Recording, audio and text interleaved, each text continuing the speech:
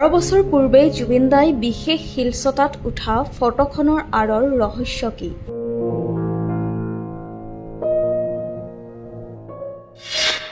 সেই ফটোখনেই অসমৰ মানুহে আটাইতকৈ বেছি ভাল পাব বুলি কিয় কৈছিল জুবিন দাই? কেনেকৈ গৰিয়সীৰ বেটুপাতত আহিল জুবিন দাৰ সেই কালজয়ী ফটোখন? চাওঁ আহক এক বিশেষ প্ৰতিবেদন।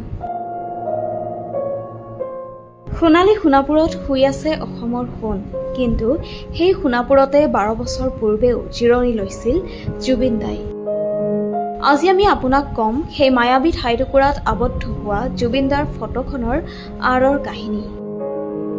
2014 চনৰ এটা দিনত যোৰহাটত অনুষ্ঠান কৰি আহি সোণাপুৰত ৰৈছিল জুবিন দা। তাতেই এখন নিৰ্জন ৰবৰ বাগান দেখি ফটো সাংবাদিক শামছুল হুদা পাটগিৰিৰ সৈতে বাগানখনলৈ সোমাই গৈছিল তেওঁ। ৰবৰ বাগানত সোমাই ৰবৰ গছবোৰ দেখি তেওঁ আনন্দত আত্মহাৰা হৈ পৰিছিল। তেতিয়াই ফটো সাংবাদিকগৰাকীয়ে বাগানখনত থকা পুৰণি শিলকেইছটা দেখুৱাইছিল তেওঁক, যিবোৰ শিল আছিল কোনো মৃত ব্যক্তিৰ স্মৃতিত পুতি থোৱা।